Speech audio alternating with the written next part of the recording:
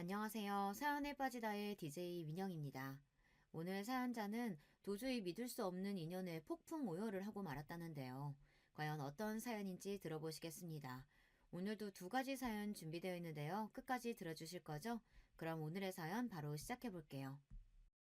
안녕하세요. 저는 30대 여자입니다. 사실 제 입으로 말하기는 뭐하지만 제 인생은 누구 앞에서 내세울 만한 게 아무것도 없어요. 저는 태어난 지 얼마 되지 않아 부모에게 버려져 보육원에서 자랐습니다. 아무 이유도 모른 채 나를 가장 사랑해줘야 하는 사람한테 버려진 거죠. 더군다나 이 험난한 세상에서 부모 없이 살게 된 것도 억울해 죽겠는데 하늘도 무심하시지 그 어린애한테 병까지 주신 거 있죠. 저는 초등학교 때 아주 큰 심장 수술까지 받았어요. 그것마저 후원해 주시는 분이 없었다면 수술도 못해서 어느 날 갑자기 죽어버렸을지도 몰라요. 사실 제가 보육원에 버려진 지 얼마 되지 않았을 때 저는 바로 입양이 됐었대요. 아무래도 태어난 지 얼마 되지 않아 버려져 나이가 어렸으니까요. 그런데 문제는 곧바로 파양됐답니다. 제가 입양되고 얼마 뒤 밤새 안 자고 울고불고 해서 입양한 부모가 새벽에 깼는데 제가 금방이라도 숨이 넘어갈 것처럼 숨소리가 벅차고 이상했대요. 그래서 입양한 부모가 놀라서 저를 병원에 데리고 가서 이것저것 다 검사를 했는데 저에게 문제가 있었던 거죠. 알고 보니 제가 심장 기형으로 타고났다네요. 그 일로 저는 바로 파양되고 보육원으로 돌아왔어요. 보육원에서는 저를 입양해 갔던 부모에게 수술하면 괜찮을 거라고 설득했지만 소용없었대요. 입양하기 전부터 이미 문제가 있던 애를 데려다 키울 수는 없다고요.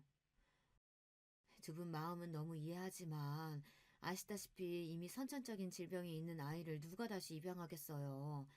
거기다가 당장 수술도 받아야 한다는데 보육원에서는 지금 당장 수술 시켜줄 수가 없어요. 원장님께서 제 파양을 어떻게든 막으려고 했던 이유가 바로 수술 때문이었습니다. 병원에서 수술은 빠를수록 좋다고 했는데요. 지금 당장 그 큰 수술을 할 돈은 보육원에 없었으니까요. 어머, 원장님 웃기시네요. 이 얘기가 입양 못 되는 게 우리 잘못이에요? 우리도 이 상황 황당해 죽겠는데. 혹시 보육원에서도 저의 심장 기형인 거 알고도 우리 집에 보는 거 아니에요? 이거 오히려 우리가 보상받아야 하는 거 아니냐고요. 원장님이 수술 이야기까지 꺼내자 파양한 부모들은 원장님이 알고도 저를 입양 보낸 거 아니냐고 고소하겠다고까지 했습니다. 저희가 알았으면 입양 전에 당연히 말씀드렸죠. 저희는 누구보다 아이가 행복해지길 바라는 사람들인데 그런 거짓말을 왜 하겠어요. 암튼 우리는 이 일에 전혀 책임 없으니까 당장 파양 신청해 주세요. 애가 잠을 안 자서 우리는 하루도 같이 못 있겠다니까요. 이미 아이에게서 마음이 떠난 부모에게 아이를 보내봐야 소용이 없으니 원장님은 포기하시고 저를 파양시켰어요.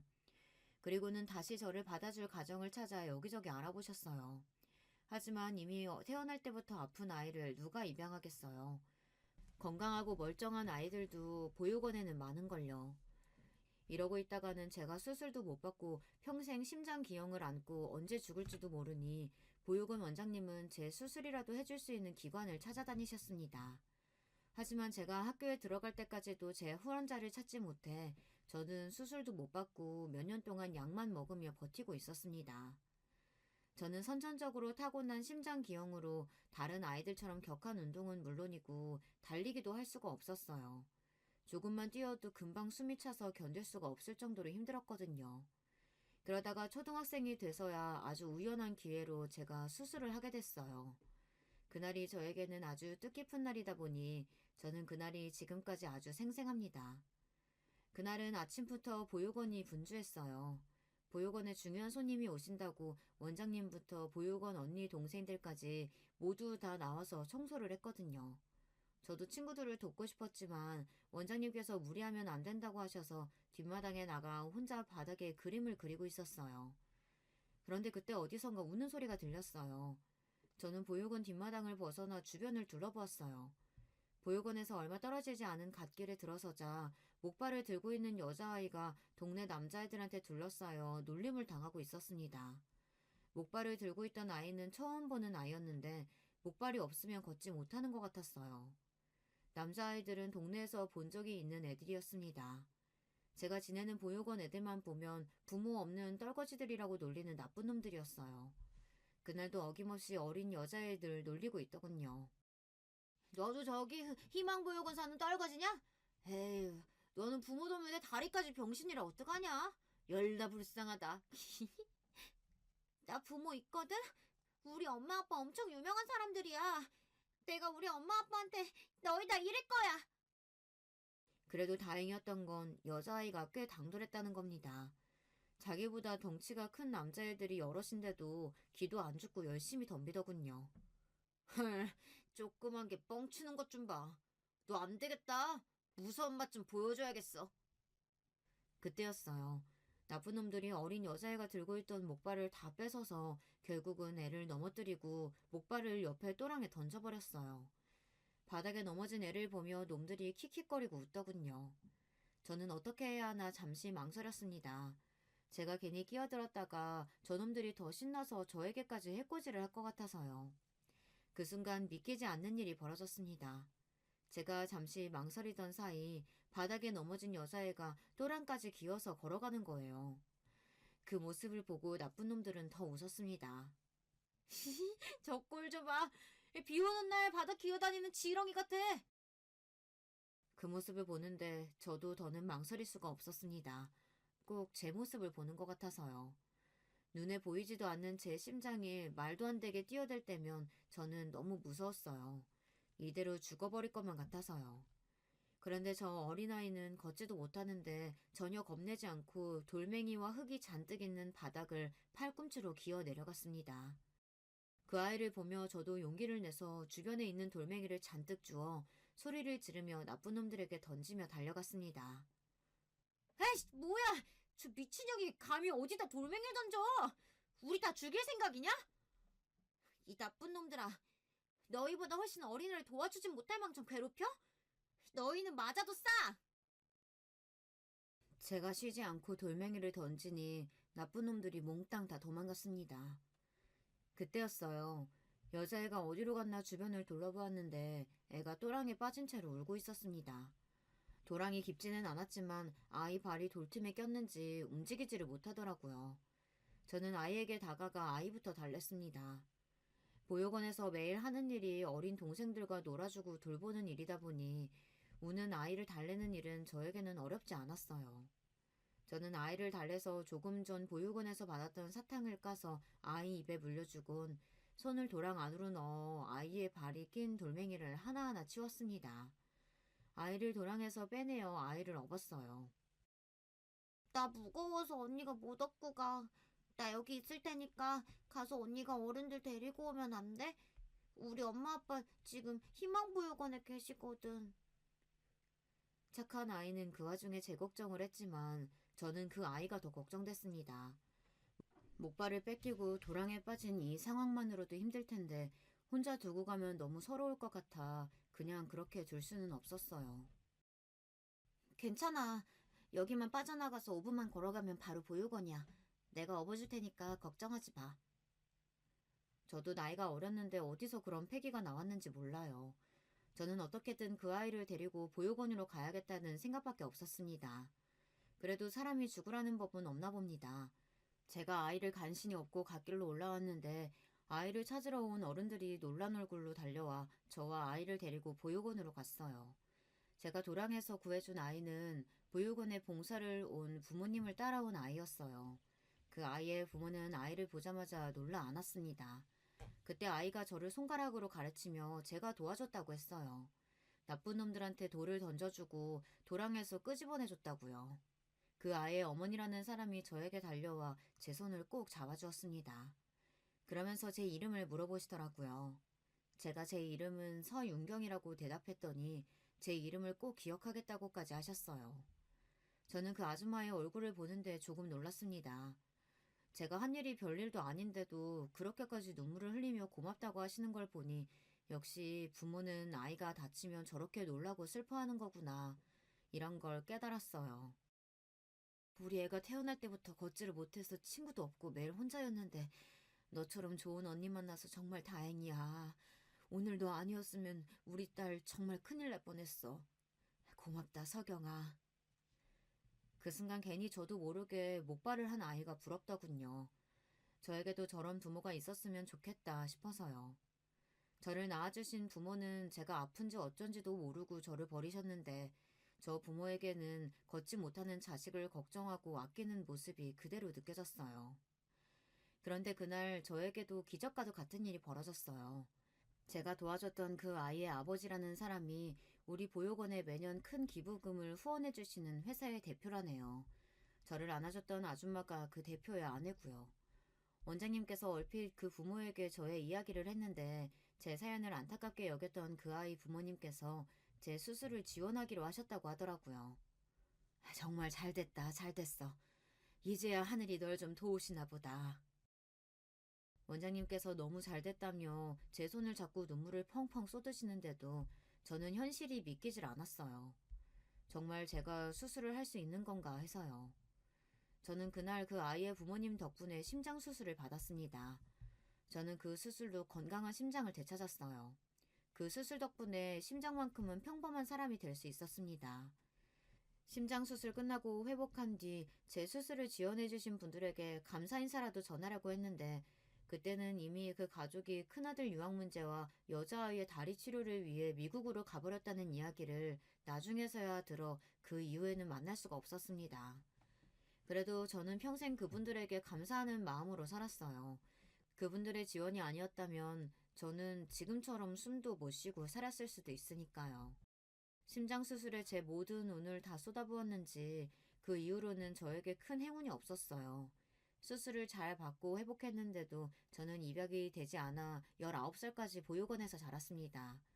사춘기 시절 내내 보육원에서 자란다는 사실을 숨기기 위해 부단히도 노력했지만 결국은 아이들에게 들켜 항상 놀림감이 되고는 했어요. 대학에 가서는 눈에 띄지 않고 평범한 아이들 틈에 섞여 살아보려고 했는데 저도 모르게 조금만 친해지면 금방 아이들에게 마음을 주고 말았어요. 저는 고등학교를 졸업하자마자 바로 보육원을 나와 혼자 살기 시작했어요. 마음 같아서는 4년제 대학을 가고 싶었지만 그랬다가는 도무지 생활이 안 될 것 같아서 취직이 잘 되는 과를 선택해 전문대를 갔습니다. 전문대에 가서도 삶이 녹록지는 않았어요. 학비도 내야 하고 집 월세도 내야 하다 보니 하루도 아르바이트를 쉴 수가 없었습니다. 그렇다 보니 아무리 평범한 대학생인 척 하고 싶어도 저절로 티가 났죠. 한 번은 그런 적도 있었어요. 대학 때였는데 친한 친구가 남자친구가 생겼어요. 그 남자친구의 절친들이 여자를 소개해달라면서 미팅을 해달라고 한 적이 있었습니다. 그런데 얼마 뒤 그 친구가 저만 쏙 빼고 다른 친구들은 다 데리고 미팅에 나가겠다고 했어요. 그 친구는 제 아르바이트 시간을 맞출 수가 없어서 어쩔 수 없었다고 했습니다. 저는 그 말을 철석같이 믿었어요. 그 정도로 친한 친구였으니까요. 그런데 얼마 뒤 우연히 제가 없는 자리에서 친구들끼리 하는 이야기를 들었는데 그 친구가 생각지도 못한 말을 하더라고요. 나도 웬만하면 석영이도 데려가고 싶었지. 근데 남친이 보육원에서 자란 애를 자기 친구들한테 소개하기 좀 그렇다는 거야. 그런 소리를 석영이한테 할 수도 없고. 그래서 나도 어쩔 수 없이 아르바이트 핑계 댄 거라니까. 너희들도 석영이 앞에서 꼭 비밀로 해. 알았지? 저는 친구가 한 말이 내내 마음에 걸려서 그날 수업에 들어가지도 못했어요. 친구들 앞에서 저는 전혀 모르는 척 미팅 잘 다녀오라고 해야 하고 그 친구들도 제 앞에서 애써 거짓말을 해야 하는 상황이 너무 싫었거든요. 그날처럼 제가 초라하게 느껴졌던 날이 없었습니다. 그 전까지는 제가 고아이고 부유군에서 자랐어도 누구보다 밝고 긍정적으로 살았다고 자부할 수 있었는데 그날 이후부터는 많이 달라졌어요. 저를 아끼고 좋아하는 사람들은 저를 이해하고 좋아할지 모르겠지만 그렇지 않은 사람들은 저를 볼 때 고아라는 편견으로 가득한 눈으로 보고 있을지도 모르니까요. 그러다 보니 누군가 좋아지거나 관심이 생겨도 제가 먼저 다가가서 말을 걸거나 친해지려고 노력도 하질 않았어요. 결국엔 제가 상처를 받을 것 같아서요. 20대 때는 몰랐는데 30이 넘어가자 주변의 친구들이나 직장 동료들이 하나둘 시집을 가기 시작하더라고요. 결혼을 안 한 친구들이나 동료들도 부모님께서 슬슬 결혼하라고 잔소리를 한다고 하시더라고요. 그러면서 친구들은 만나기만 하면 저에게도 결혼 생각이 없냐고들 물었어요. 넌 우리보다 직장 생활도 빨리 시작해서 돈도 많이 모았을 텐데 혼자도 오래 살아서 외로울 텐데 결혼하고 싶지 않아? 나야 항상 혼자였는데 이제 와서 외롭기는 뭐. 그리고 어떤 남자가 나랑 결혼 같은 걸 하고 싶겠어. 저는 입에 붙은 말이 누가 나랑 결혼하겠어 라는 말이었습니다. 물론 친구들은 왜 그런 말을 하느냐고 제 편을 들었지만 저는 진작 체념하고 있었기 때문에 제 인생에 결혼은 쉽지 않을 거라는 걸 알고 있었습니다. 사람들이 다들 겉으로는 고아가 어떻냐, 그게 네 잘못이냐 쉽게들 말하지만 현실적으로는 주변 지인들만 해도 처음엔 제가 고아라는 사실을 모르다가 나중에 제가 고아라 보육원에서 자랐다고 하면 80% 정도는 다들 당황해서 말을 못해요. 나머지 20%는 그럴 줄 알았어 라는 반응이고요. 아무래도 몇 년씩 알고 지내는 사이다 보니 제가 평소에 부모님 이야기를 전혀 하지도 않고 일찍부터 혼자 살았으니 예상하는 지인들이 있더라고요. 에이, 네가 어떻다고 그런 소리래.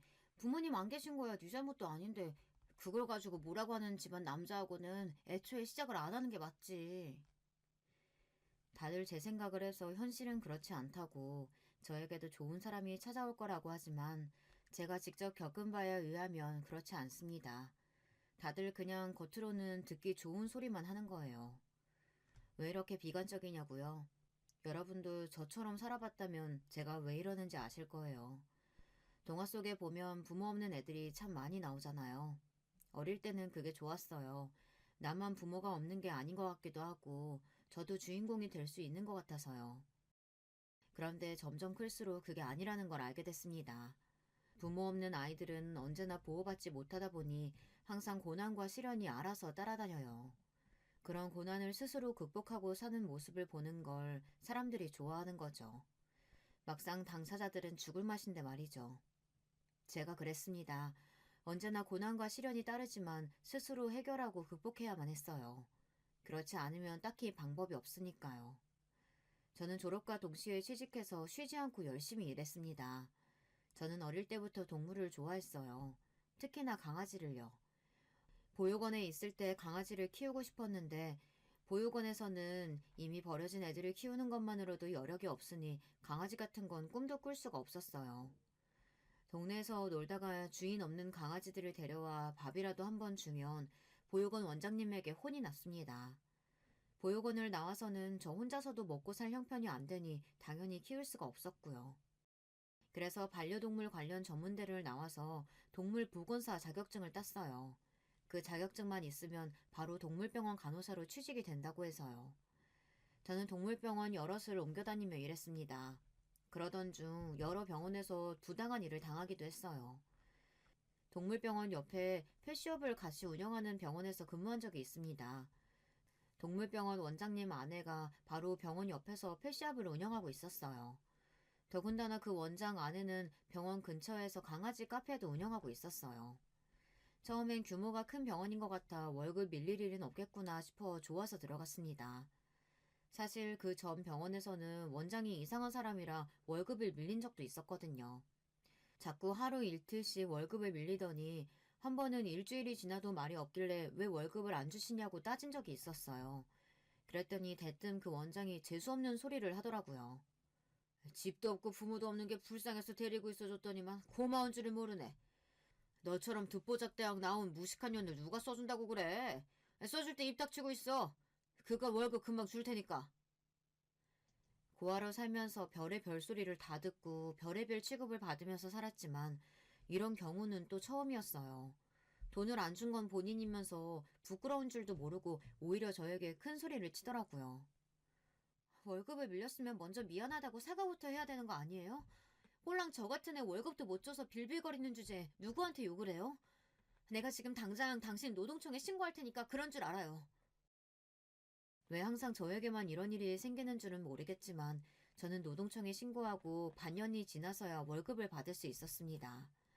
그 이후부터는 무조건 월급이 밀리는 병원에서는 한 달도 더 있지를 않았어요. 저처럼 혼자 사는 애는 한 달이라도 월급이 밀리면 생활비에 구멍이 크게 나니까요. 그래서 큰 병원만 골라 면접을 보고 들어갔습니다. 그런데 그 병원은 월급은 밀린 적이 없지만 병원 자체가 이상한 병원이었어요. 제가 의사는 아니지만 동물병원에 오래 있어 봐서 많은 걸 알아요. 그런데 원장이 좀 과잉 진료를 하는 것 같더라고요. 거기다가 병원에다가 꼭 반려견을 버리는 사람들이 있어요. 대부분 강아지가 아프니까 입원시켜놨다가 병원비가 없어서 데리러 오지를 않는 거죠. 그런 강아지들은 데리고 있다가 주인과 연락이 안 되면 지자체의 유기견 보호센터에 대부분 연락해서 데려가게 해요. 그것도 거의 제 업무였죠. 그런데 이 병원은 원장이 그 업무를 했어요. 본인이 알아서 하겠다고 하고 다음날 출근하면 그 강아지가 항상 없더라고요. 저는 당연히 원장이 어련히 알아서 하겠거니 했는데 몇 달 근무해보니 그게 아닌 것 같더라고요. 제 추측이지만 펫샵을 운영하는 원장 아내가 알아서 팔아먹은 것도 같고 애견 카페나 다른 곳으로 보내는 것도 같았어요. 저는 증거를 잡을 수가 없으니 추측만 하고 있을 뿐이었습니다. 그러던 어느 날이었어요. 병원에 자주 오는 손님이 있었는데 그 손님이 퇴근이 늦었다면서 늦은 시간에 강아지를 데리고 왔어요. 강아지가 며칠 전부터 밥도 안 먹고 끙끙거린다고요. 원장은 단순 감기 같다면서 오늘은 늦었으니 영양제 마치고 하루 입원시켰다가 내일 오전에 데려가라고 했습니다. 그 손님이야 자주 강아지를 데려왔던 손님이니 원장을 믿고 강아지를 맡기고 갔죠. 그리고 원장은 저에게도 퇴근 시간이 지났으니 먼저 퇴근하라고 했습니다. 자기가 영양제 주고 잠깐 지켜보다가 퇴근한다고요. 저는 알겠다고 하고 퇴근했습니다. 그런데 하필이면 그날 제가 병원에 핸드폰을 두고 퇴근한 거예요.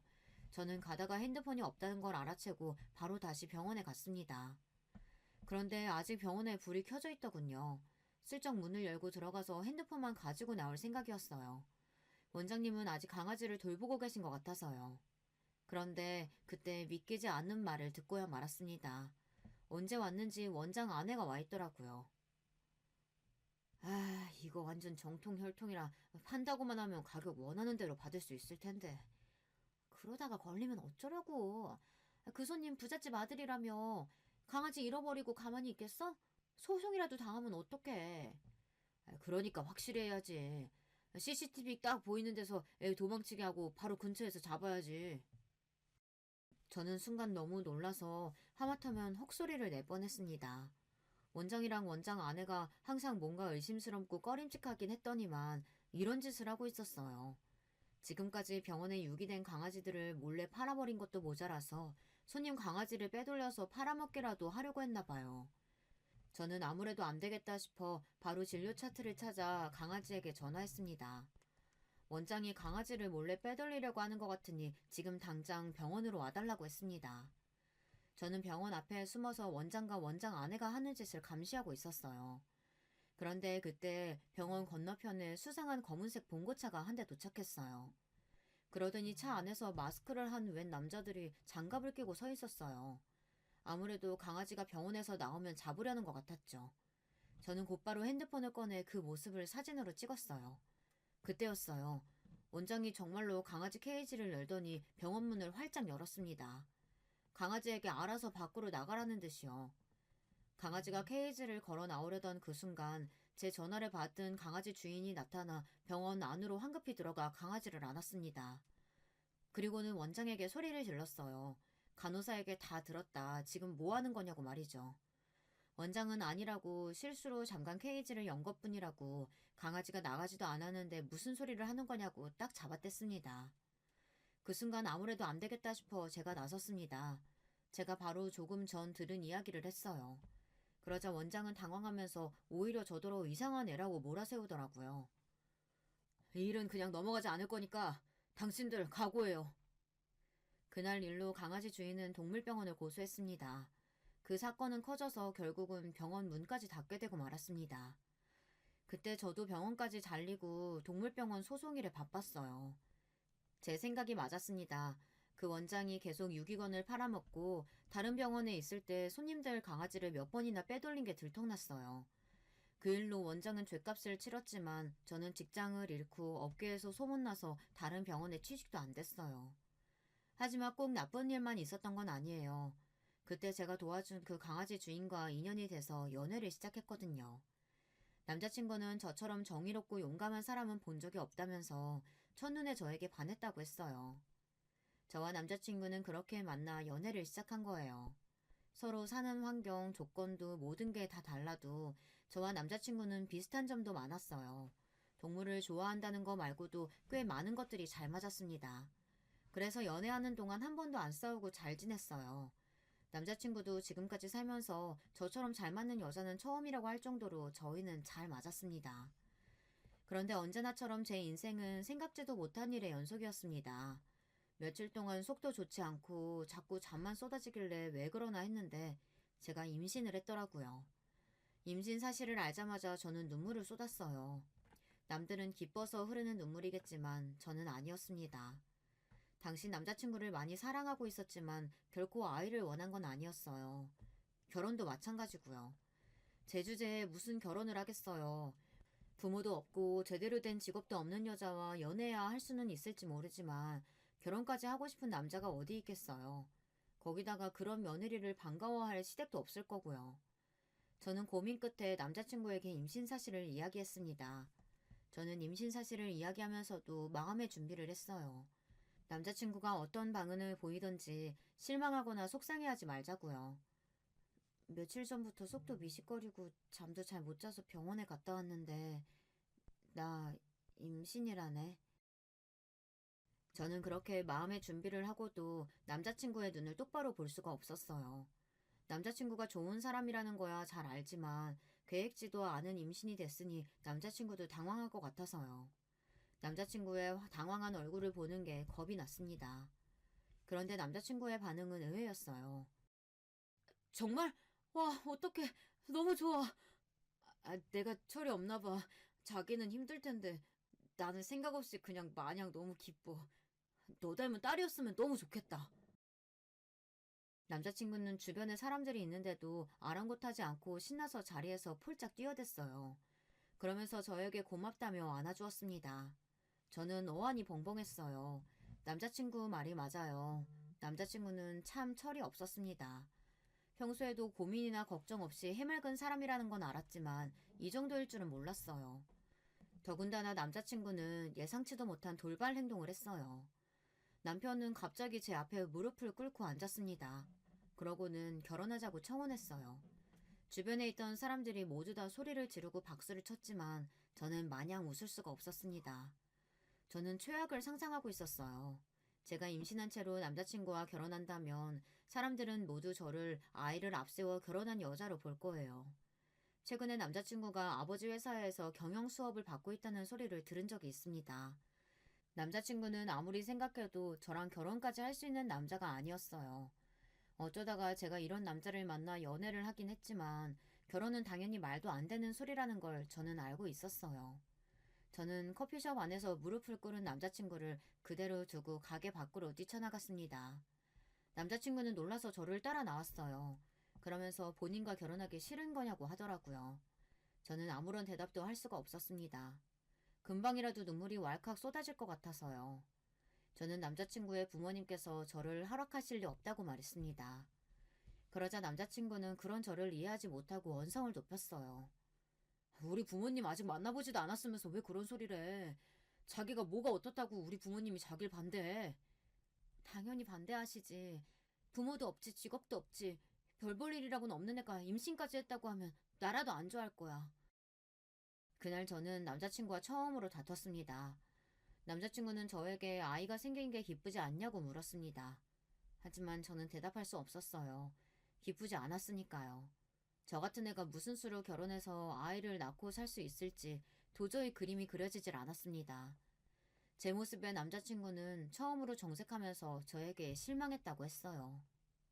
제가 그런 생각을 안 할 수 없는 게 처음 남자친구와 연애를 시작할 때 들은 이야기가 있어요. 저와 남자친구가 연애를 시작한 지 얼마 되지 않았을 때 남자친구가 친구들에게 저를 소개하고 싶다고 모임에 데려간 적이 있습니다.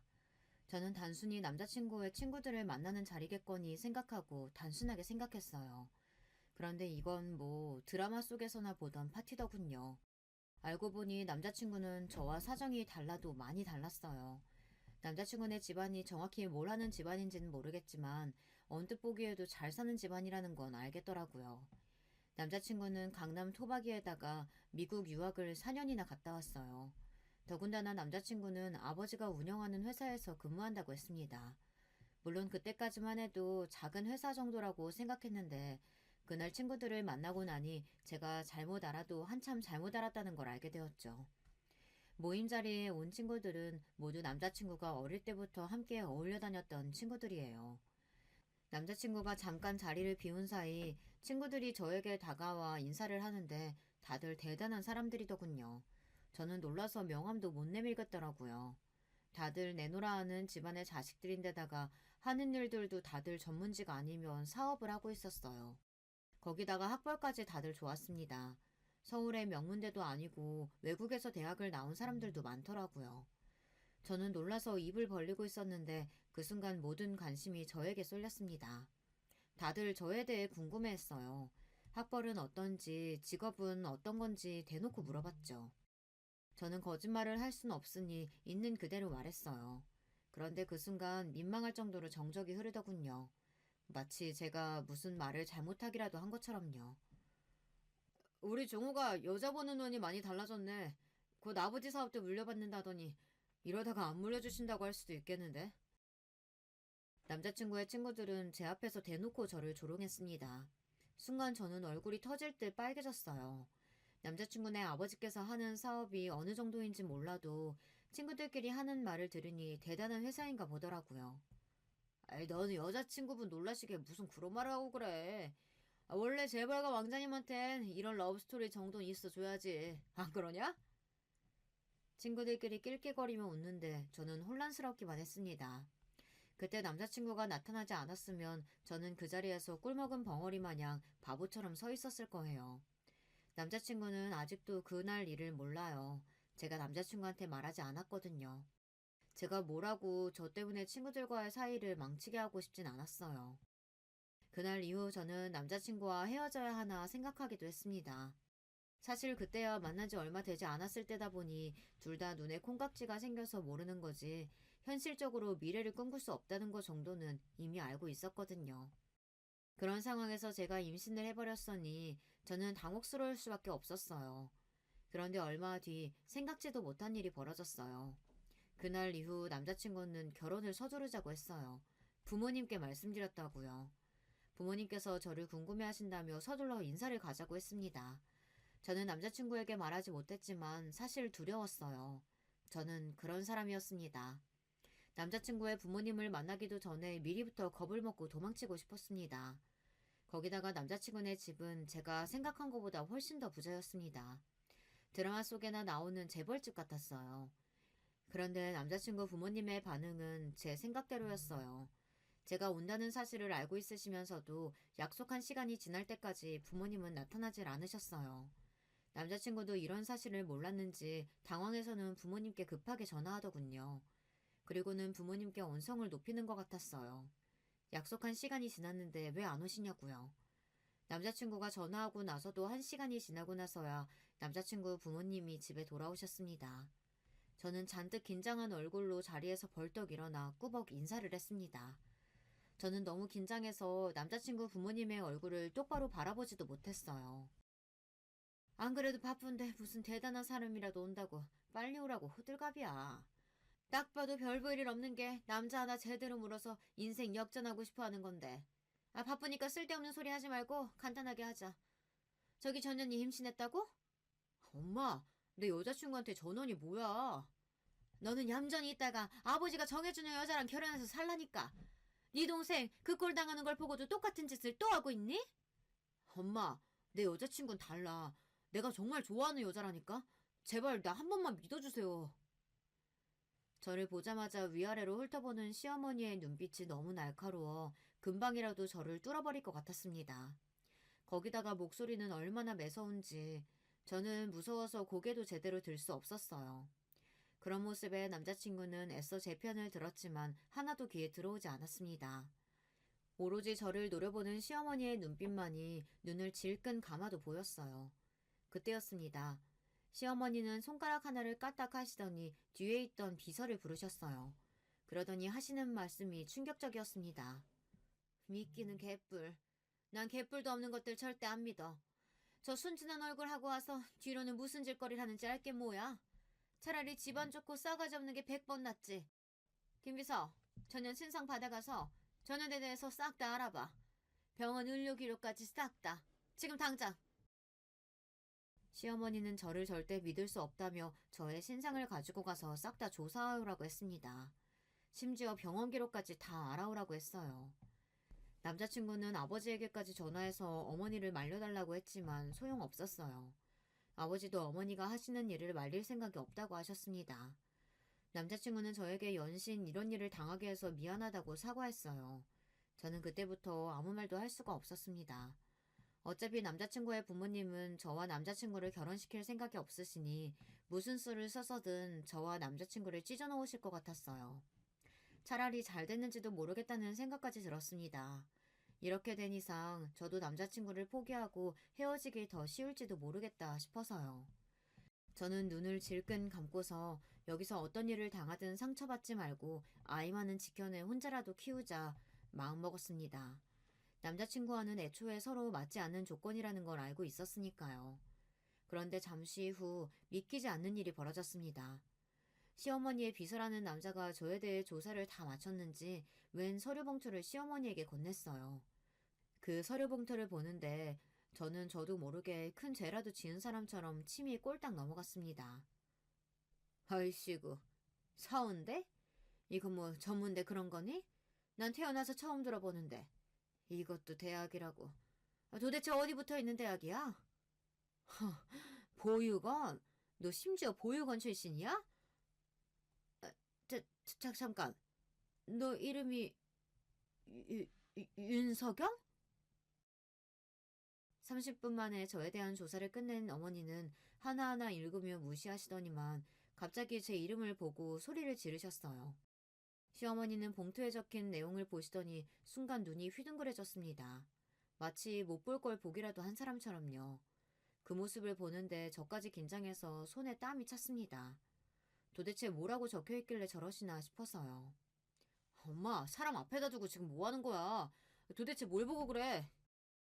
남자친구와 어머니 손에 들린 서류 봉투를 뺏으려고 하자 어머니께서는 놀라 봉투를 꽉 쥐었습니다.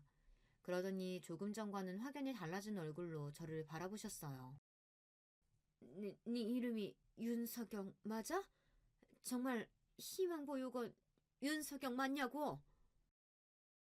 어머니의 눈동자가 얼마나 세차게 흔들리는지 순간 저도 말문이 턱하고 막히고 말았습니다. 어머니의 목소리가 얼마나 큰지 주변에 있던 사람들은 물론이고 방에 있던 남자친구의 동생까지 무슨 일이냐고 놀라서 거실로 나왔습니다. 그 순간 저도 놀라고 말았어요. 방에서 나온 남자친구의 동생이 어딘가 낯이 익었거든요.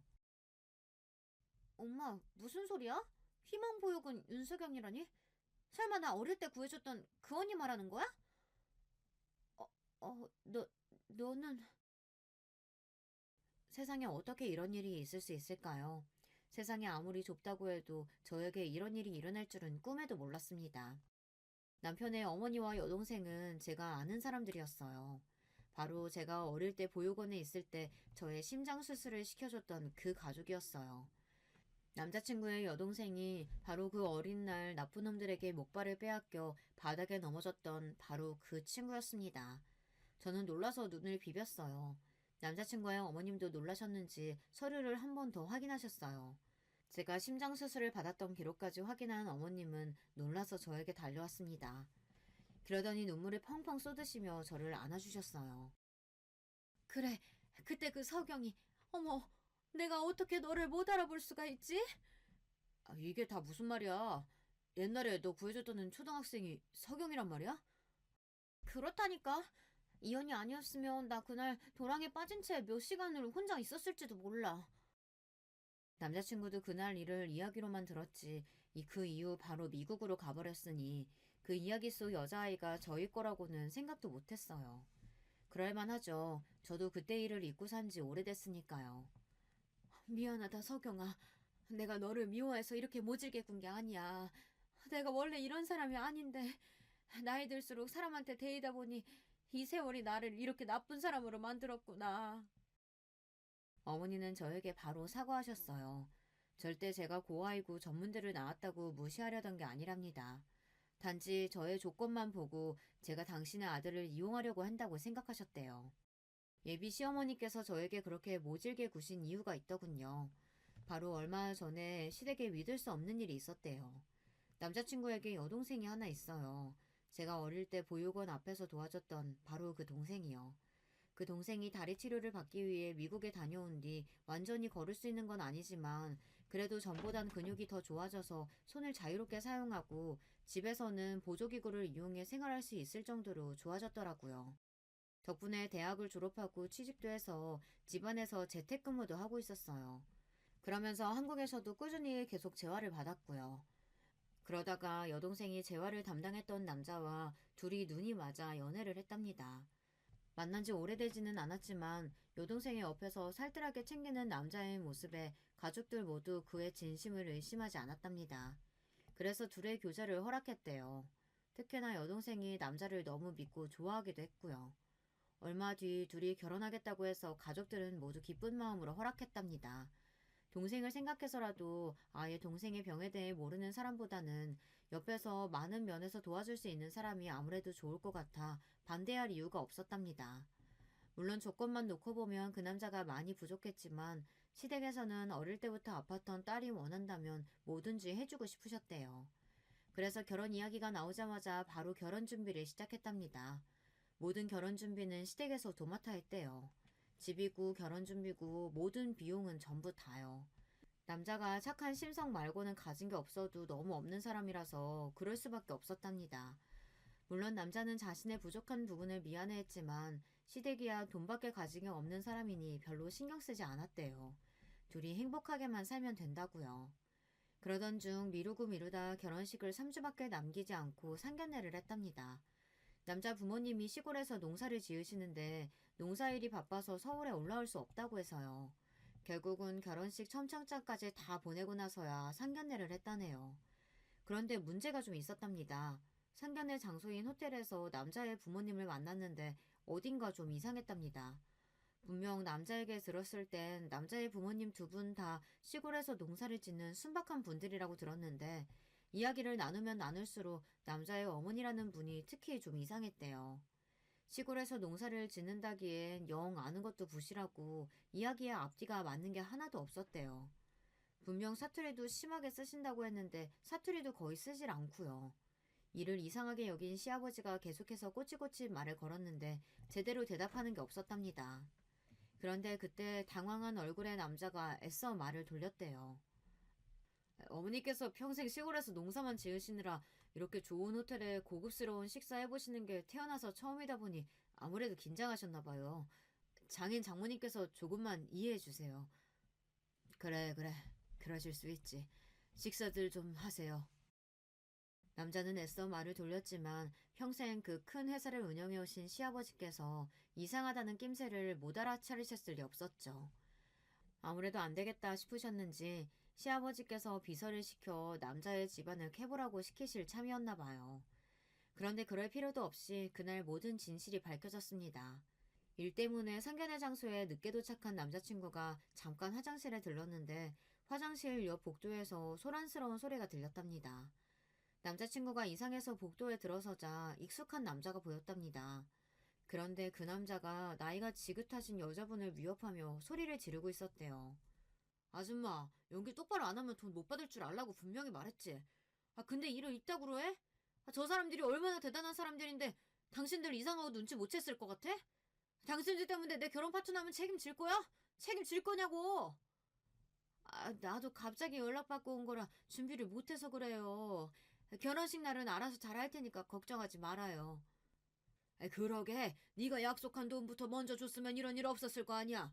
연기 잘하는 예쁜 애들 돈 먼저 안 주면 안 움직인다니까. 저 병신 같은 년이 결혼 준비하게 돈 좀 달라니까 자꾸만 카드 주잖아. 안 그래도 식만 올리면 내 앞으로 사업체 하나 넘어올 거니까 걱정하지 마. 안 되면 이 호텔이라도 달라고 할 거니까. 남자친구는 자신의 두 귀로 듣고도 믿을 수가 없었답니다. 그동안 남자가 여동생에게 얼마나 잘했는지 바로 옆에서 봐왔던 남자친구다 보니 그게 다 거짓이었다는 걸 안 순간 눈이 뒤집혔던 거죠. 남자친구는 그대로 달려가 남자의 멱살을 붙잡고 박살을 내줬답니다. 그리고는 바로 사기죄로 남자와 부모로 위장한 사람들을 고소했다네요. 그런데 남자는 사기 전과가 이미 있는 사기꾼이었어요. 처음부터 여동생을 목적으로 시댁에 돌아왔던 겁니다. 다행히도 결혼 전에 모든 사실을 알게 돼서 그 인간들은 죗값을 치렀지만 그 일로 시댁 식구들은 모두 다 충격에 빠져 몇 년 동안 헤어나지 못했답니다. 그 이후 집안에 들이는 사람들은 모두 다 미리 뒷조사를 하고 채용했다네요. 그랬으니 시어머니께서는 저를 보고도 그렇게 하신 거죠. 그 이야기를 듣고 보니 모든 게 이해가 됐습니다. 아무리 그래도 내가 어떻게 석영이 너를 못 알아보니. 내가 네 이름만은 절대 안 잊어버린다고 약속까지 했는데. 괜찮아요. 그렇게 힘든 일을 겪으셨는데 당연히 아무도 못 믿으시겠죠. 저도 제 생명의 은인이신 분들을 까마득하게 잊고 살았어요. 죄송해요. 아니야, 아니야. 내가 먼저 알아봤어야 했는데 우리가 미안해. 그렇게 수술비만 주고 미국으로 떠나버려서 내내 마음 쓰이고 미안했었는데 이렇게 건강한 모습 보니까 다행이다. 몸은? 아이까지 임신했는데 괜찮은 거야? 네, 지금은 너무 말짱해요. 뱃속의 아기도 건강하대요. 아유, 다행이다. 석영이 너는 아무 걱정하지 마. 이젠 우리가 옆에 있으니까 우리가 다 알아서 해줄게. 시어머니는 저를 워낙 껴안으며 눈물을 펑펑 쏟으시며 오열했습니다. 저는 지금 생각해도 어떻게 저에게 이런 일이 생길 수 있을까 싶어요. 남들은 세상 참 좁다 정도로만 생각할 수 있지만 저에게는 특별한 인연이었어요. 어린 시절 보육원에서 시어머니와 시누이를 만났던 일도 저에겐 너무 특별했고 어른이 되어 남편을 만나 아기를 가지게 된 것도 저에게는 너무나 행운이었어요. 저는 겉으론 항상 밝은 척 긍정적인 척 하며 살았지만 사실 어린 시절부터 내내 고아에다 선천적으로 병까지 가지고 태어난 제가 참 재수도 없는 애라고 생각하며 살았습니다. 그래서 난 뭘 해도 외롭고 별 볼 일 없는 애로 살다가 아무도 모르게 이 세상에서 사라지게 될 거라고 여겼어요. 그런데 제가 잘못 생각해도 너무 잘못 생각한 거였더군요. 제 인생은 전혀 나쁘지 않았다는 겁니다. 저는 현재 저를 쏙 닮은 딸아이를 출산하고 조리원에 있습니다. 청담동에서 제일 유명한 조리원에 있어요. 저는 괜찮다고 했는데도 시어머니께서 아이 낳고 조리하는 게 제일 중요하다고 하셔서 못 이기는 척 들어왔어요. 그런데 너무 좋네요. 지금까지 살면서 이렇게 아무 생각도 안 하고 쉬면서 호강해 본 적이 있었나 싶어요. 가만히 누워있다가도 내가 이렇게 누워있는 게 맞나 불안하기도 하지만 그럴 때마다 시댁 식구들이 저에게 많은 위로와 격려를 해줍니다.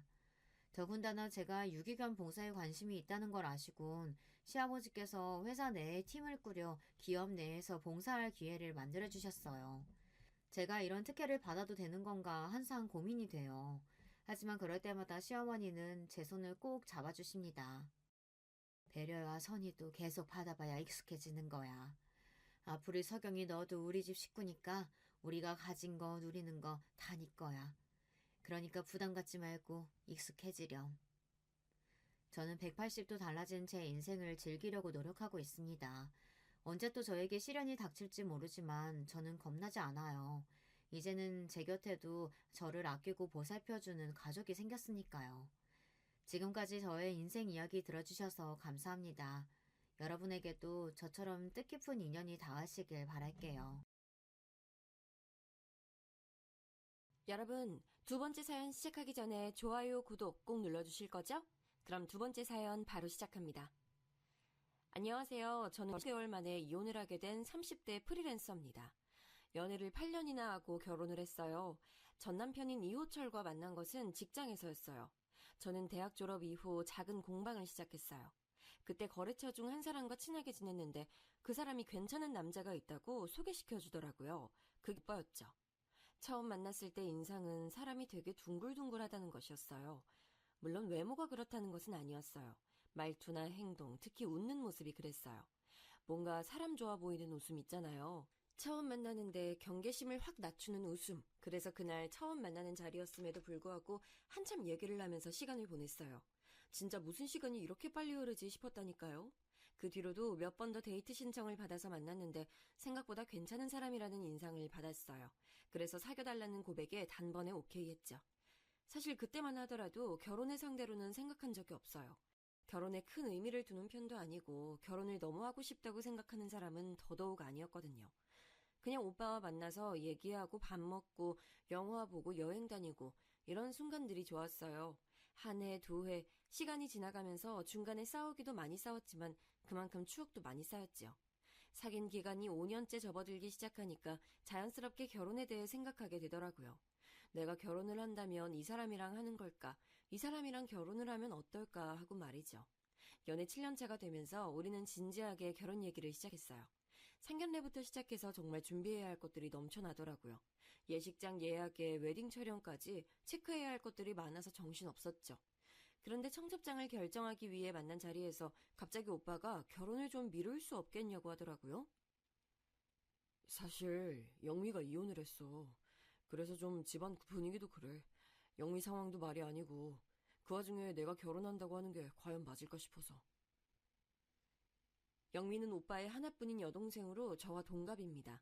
1년 전에 결혼을 했는데 너무 행복하다고 제게 빨리 결혼을 하라고 했던 것이 지난달이었어요. 저는 이게 무슨 일인가 싶었죠. 이렇게 갑자기? 얼마 전에 만났을 때만 해도 전혀 그런 내색 없었는데? 그 새끼가... 또 생각하니까 빡치네. 하여튼 그놈이 갑자기 애를 데리고 와서는 자기 애라고 하더래. 그래서 자기 호적에 올려야 된다고. 뭐? 그 무슨 말도 안 되는 소리야, 애라니? 거기다 그의 친엄마라는 사람이 나타나서는 자기 애 못 준다고 행패를 부렸다나 봐. 저는 가슴이 철렁 내려앉는 기분이 들었어요. 다른 가족들에게 아직 얘기하진 않았지만 아가씨 뱃속에는 새 생명이 자리하고 있었거든요. 지난달 만났던 것도 혼자서는 산부인과에 갈 자신이 없다고 함께 가달라고 해서 부탁해서 만난 자리였거든요. 그래서 아가씨는 좀 어때? 많이 놀라셨대? 그게 문제가 아니었어. 너 영미 임신한 거 알고 있었어? 저는 역시나 문제가 됐구나 싶었죠. 저는 대답 대신 고개를 끄덕이며 오빠의 눈을 피했어요. 오빠는 그런 얘기를 왜 숨겼냐고 펄쩍 뛰더군요. 저는 아가씨가 좀 더 안정이 되면 얘기를 한다고 했다고 해서 입을 다물고 있을 뿐이었거든요. 오빠는 아무리 그래도 그렇게 중요한 걸 어떻게 비밀로 하냐고 화를 냈어요. 저는 미안하다는 말 외에는 할 말이 없었죠. 둘 다 무슨 생각을 하는 건지. 그래, 너도 짐작했겠지만 유산했어. 그 때문에 가족들도 모두 알아버렸고 문제는 영미가 방에서 나오질 않아. 뭐라고? 많이 심각해? 심리상담은 알아봤어? 뭐야, 심리상담이라니. 너 지금 우리 영미 정신병자 취급하는 거야? 아니, 그런 의미가 아니라 지금 상처받고 힘든 사람은 아가씨잖아. 심리상담 받아보면 마음 정리하는데 도움이 되지 않을까 해서 하는 말이야. 정신병자라니. 그리고 요즘 심리상담 받는 사람들이 얼마나 많은데 그렇게 말해. 저는 자기 동생을 어떻게 정신병자 취급을 하고 말하느냐고 소리치는 오빠가 당황스러웠지만 그냥 넘어가서는 안 되겠다는 생각이 들었어요. 사실 제 사촌 언니가 회사의 직장 상사의 갑질 때문에 회사를 그만뒀거든요. 그리고 공방 일을 도와서 함께하는 중이에요. 물론 언니도 그 일로 너무 상처를 받아서 공황장애가 생길 정도였는데 제가 심리상담에 데리고 다니면서 많이 좋아졌거든요. 그래서 심리상담이라는 것이 얼마나 중요한지 너무 잘 알고 있었기에 오빠에게도 열심히 설명을 했죠. 오빠는 제가 더 언성을 높이며 정색을 하자 헛기침을 하면서 그런 것인지 몰랐다고 하더라고요. 저는 언니가 상담을 받고 있는 것을 알려주면서 아가씨에게 해서는 안 될 말 같은 것들을 정리해서 오빠에게 보내줬어요. 저희의 결혼은 그렇게 뒤로 밀렸어요. 저는 불만 같은 거 하나도 없었죠. 당연히 아가씨의 정신건강 쪽이 더 중요했으니까요. 저희는 해가 바뀌고 나서야 결혼식을 올릴 수 있었어요. 결혼식은 가족들과 친지분들 그리고 정말 친한 친구 몇 명만을 모시고 진행됐어요. 오빠가 굳이 크게 할 필요가 있겠냐고 했고 저 역시도 공감하는 부분이었죠. 문제는 신혼여행을 다녀오자마자 터졌죠. 제가 그렇게 말했는데도 불구하고 시댁 어른들이고 오빠고 아가씨를 그대로 방치했더라고요. 아니, 내가 그렇게 말했는데 아가씨를 그냥 두면 어떡해. 한두 살 애도 아니고 말했어. 상담 받아보라고. 그럼 내가 데리고 병원을 가야 돼? 아니, 오빠 여동생이잖아. 그것도 못해? 그러다 소문이라도 나면. 저는 어이가 없어서 숨이 턱하고 막혔어요. 사실 연애하면서도 다른 사람의 시선을 중요시한다고 생각했지만 가족의 문제에까지 그런 반응이 돌아올 것이라고는 기대하지 못했거든요. 오빠는 어느 쪽이 더 중요한 거야? 아가씨야? 아니면 소문이야? 내가 하는 일이 영업인데 평판 소문만큼 무서운 게 있는 줄 알아? 저는 아무리 그래도 어떻게 그냥 둘 수 있느냐고 너무 실망스럽다고 화를 냈어요. 당연히 오빠는 저의 그런 반응을 조금도 이해하지 못했죠. 모처럼 언성을 높여가며 싸웠어요. 오빠와 대판 크게 싸우고 나서 저는 아가씨에게 연락을 취해서 만나자고 했어요. 물론 나오고 싶지 않아 했지만 제가 부탁이라고 했더니 마지못해 나왔죠. 저는 아가씨가 좋아하던 레스토랑으로 데리고 갔어요. 식사를 하면서 이런저런 얘기를 했죠. 당연히 제가 더 말을 많이 하게 되더라고요. 후식이 나오면서 저는 아가씨의 손을 잡으면서 말했어요. 아가씨, 난 언제든 어떤 상황이든 좋아요. 아가씨가 하고 싶은 말이 있으면 저한테 다 얘기해주세요. 저 다 들을 준비돼 있거든요. 누군가의 욕을 해도 좋아요. 울어도 괜찮아요. 가슴에 담아두지 말고 속 시원하게 얘기해요. 나는 아가씨 전용 대나무 숲이 돼줄게요. 아가씨는 제 얘기가 끝나자 한참을 가만히 제 얼굴만 보더라고요. 저 역시 시선을 피하지 않고 마주봤죠. 그렇게 제 얼굴을 보던 아가씨는 잡힌 손을 꼼지락거리더니 미세하게 고개를 끄덕였어요. 저는 그것만 기억하면 충분하다고 말하고 혹시나 도움이 필요하거든 함께 가겠다고 말하며 명함을 내밀었어요. 그리고 오빠에게도 말하지 못했던 사촌 언니 얘기를 했지요. 심리 상담을 혼자 가는 게 두렵다면 걱정 말고 제게 연락하면 된다고 했더니 조용히 고맙다고 하더라고요. 아가씨와 헤어진 이후 몇 주의 시간이 흘렀어요. 저는 자주 아가씨와 연락을 취했어요. 특별한 얘기가 오간 건 아니었어요. 그냥 잡담 정도였죠. 하지만 이런 일이 반복되자 아가씨도 점차 집에서 무엇을 하고 있었는지 조금씩 제게 얘기를 해줬어요. 요즘 영미한테 자주 연락하나 봐. 엄마가 영미가 외출하기도 한다고 하던데 너 만난다고. 뭐 그렇지. 그냥 우리 공방에서 하는 원데이 클래스 들어보지 않겠냐고 권했을 뿐이야. 다른 거에 집중할 시간을 좀 주고 싶었거든. 신경 써줘서 고마워. 사실 영미 그렇게 되고 나서 다들 낯 부끄러워서 다니질 못하겠다고 하셨으니까. 부끄럽다니? 누가? 아가씨가? 왜? 아가씨가 왜 부끄러워해? 우울증이니 공황장애니 이런 것들 자랑하고 다닐 얘기는 아니잖아. 거기다 영미는 히키코모리 기질도 보였고. 아니, 떠벌리고 다닐 건 아닌 건 맞지만 그렇다고 부끄러워할 문제도 아니잖아. 아니, 남들이 뭐라고 생각하겠어. 거기다 정신병원 다닌다고 소문까지 나봐. 소문? 아니, 오빠는 도대체 저번부터 왜 그렇게 소문에 집착해?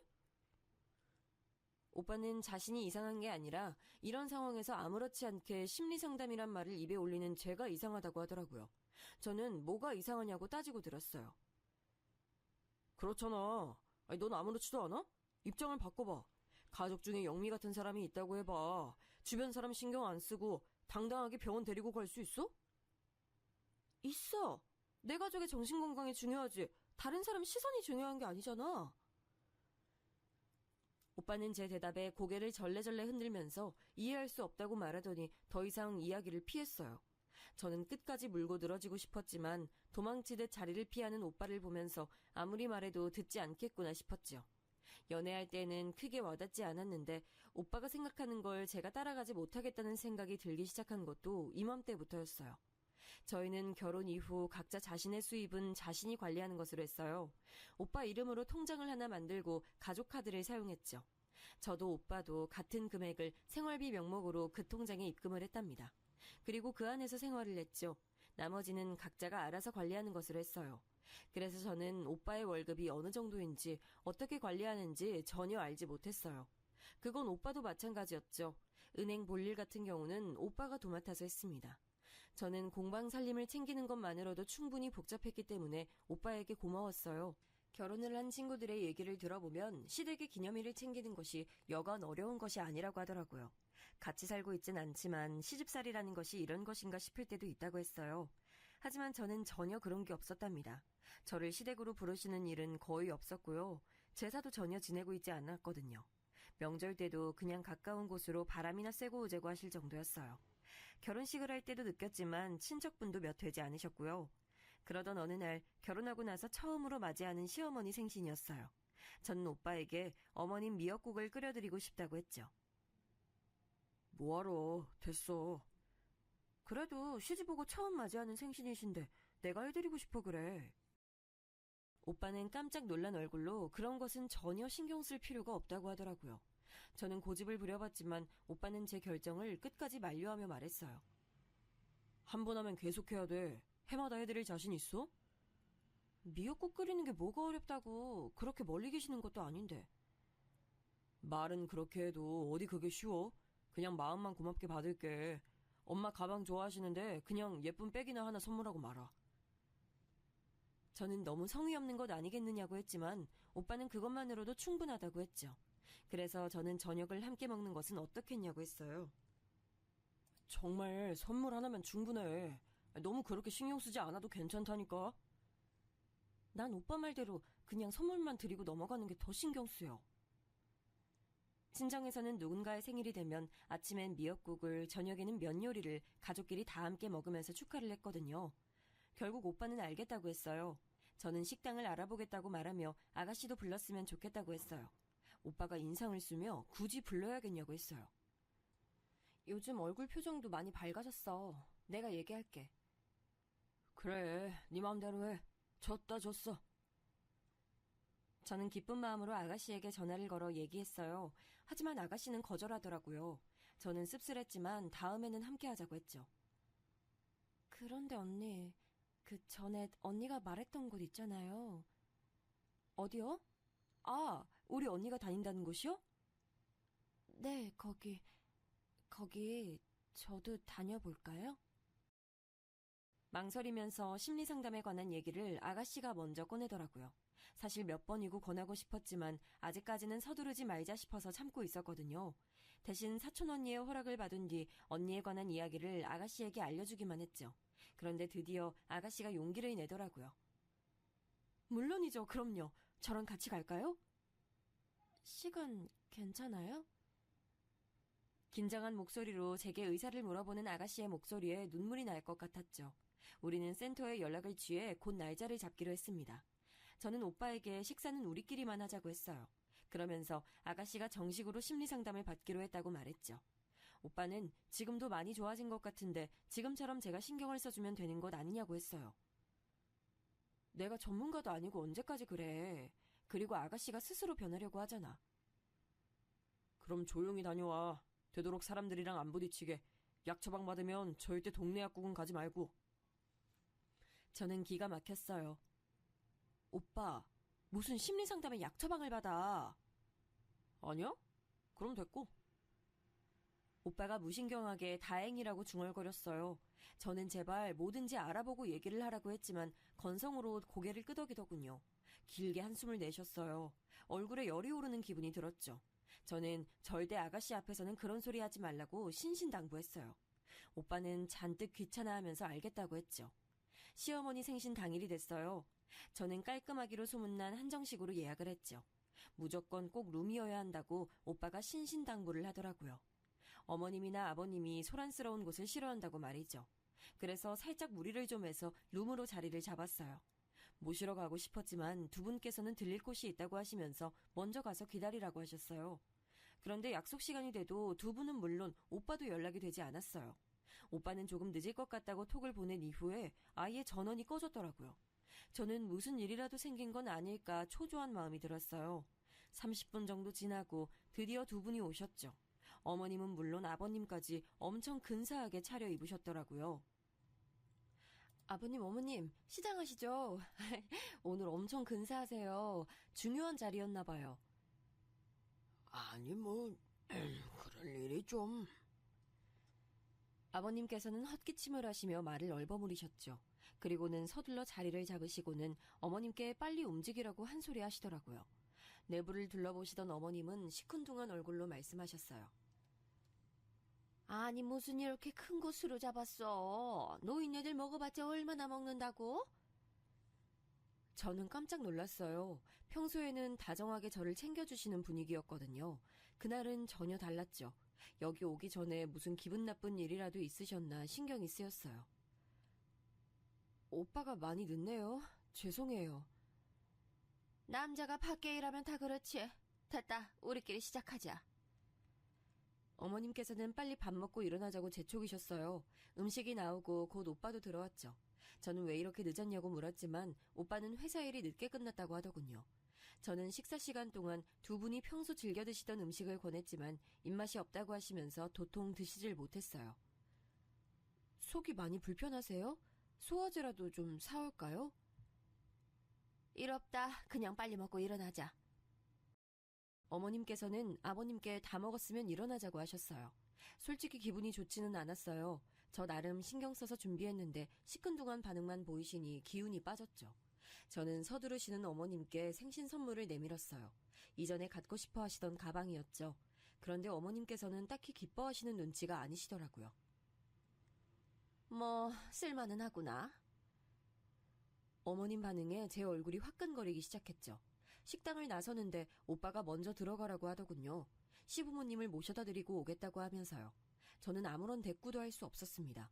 불편한 마음을 가득 안고 혼자 돌아와야 했죠. 그 일이 있은 뒤로 저와 오빠 사이는 냉랭한 기운이 돌았어요. 오빠는 제가 벌일 일이면서 왜 기분이 상했는지 모르겠다고 했고 저는 그런 오빠에게 실망했죠. 그런 분위기가 조금은 누그러진 것은 오빠의 승진 소식 덕분이었어요. 회사 동기들 중에서도 빠른 편이라고 했죠. 오빠도 엄청 기분이 좋은 모양이더라고요. 오빠 그럼 승진턱 우리 집에서 할까? 결혼할 때 회사 사람들 하나도 안 불렀잖아. 요즘 누가 그런 거래. 됐어, 내가 알아서 할게. 그래도 동기들 중에서 오빠가 빠른 편이라며 그냥 넘어가는 건 아닌 것 같아. 내가 알아서 한다니까. 그냥 모른 척하고 있어. 저는 섭섭한 나머지 언성을 높이고 말았어요. 간만에 좋아진 분위기가 다시 얼어붙었죠. 오빠는 부드러운 목소리로 저를 달래듯이 말했어요. 너 바쁜 거 내가 다 아는데 어떻게 그래. 나 너 힘든 거 싫어. 응? 저는 못 이기는 척 알겠다고 했죠. 하지만 이대로 넘어가기는 좀 마음에 걸렸어요.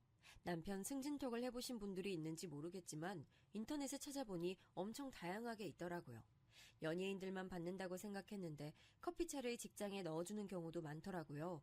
저도 그렇게 해볼까 했는데 오빠가 또 유난스럽게 한다고 할까봐 망설여졌어요. 그래서 그냥 간단한 음료와 디저트를 회사로 보냈어요. 나름 서프라이즈라고 생각하고 보냈는데 오빠가 엄청 화를 내더라고요.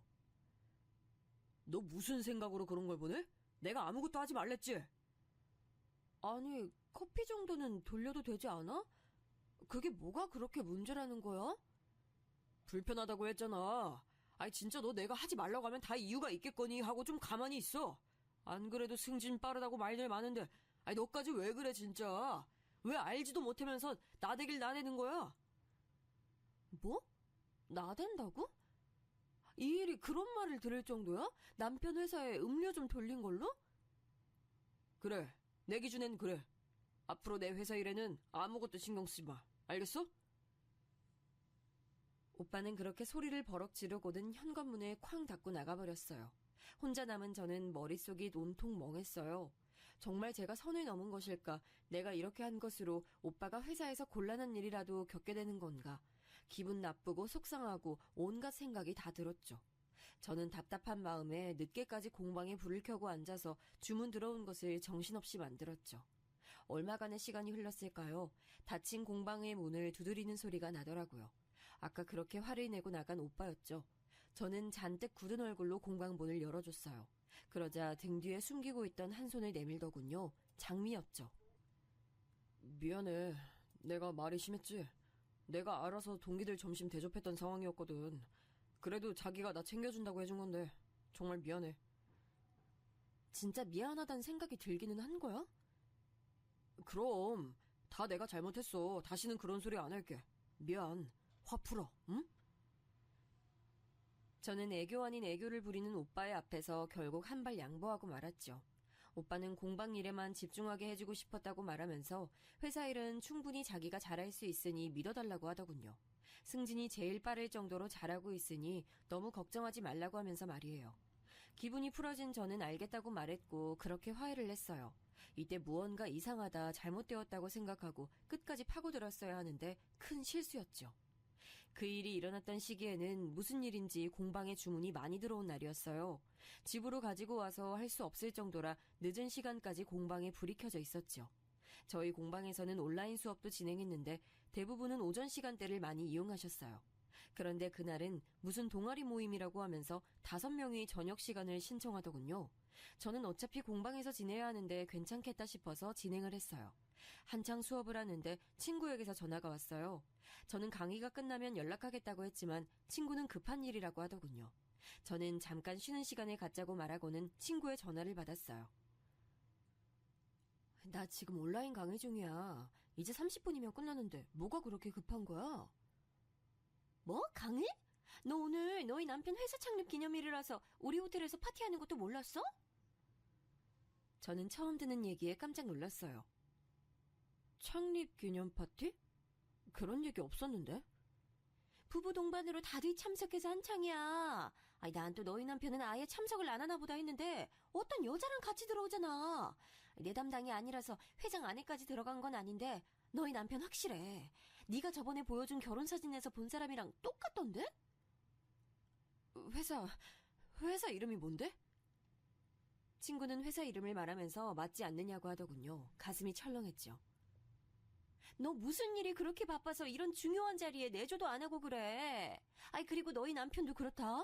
아무리 네가 바빠도 그렇지 다른 여자랑 이런 날에 나타나면 어쩌자는 거야. 정말 다른 여자랑 들어왔어? 어떤 여잔데? 모르지 그건. 그냥 나도 회장에 들어가는 모습만 봤어. 아이, 잠깐만. 내가 혹시 또 만나게 되면 사진 보내줄게. 친구와 전화를 마치고 머릿속은 복잡했어요. 제가 최근 바빴다고는 하지만 오빠가 그런 중요한 자리가 있다고 말만 했으면 충분히 일정을 조정할 수 있었거든요. 저는 급하게 강의를 마무리하고 집으로 달려갔어요. 보드에는 오는 일정에 대해서 아무것도 적혀있지 않았죠. 그저 오빠가 저녁은 먹고 들어오겠다고 아침에 남겨둔 글자뿐이었어요. 저는 초조하게 연락을 기다렸어요. 얼마의 시간이 지났을까 친구에게서 사진이 몇 장 전송됐어요. 파티가 끝났다고 하면서 오빠와 처음 보는 여자가 다정하게 나서는 모습이 찍혀 있었죠. 네, 확실하게 오빠였습니다. 저는 떨리는 손을 부여잡고 친구에게 사정을 알아보겠다고 하고는 아무에게도 말하지 말아달라고 했어요. 1시간 정도 흘렀을까 오빠가 집으로 들어왔어요. 사진에서 봤던 멋진 차림은 어디 가고 아침에 나갔던 옷 그대로였죠. 저는 저녁은 어떻게 해결했냐고 물었어요. 오빠는 야근하면서 편의점 도시락을 먹었다고 하더군요. 얼굴색 하나 바뀌지 않고 천연덕스럽게 말이에요. 심지어 편의점 도시락이 별로라서 반도 못 먹었다고 하면서 라면이라도 먹어야겠다고 했어요.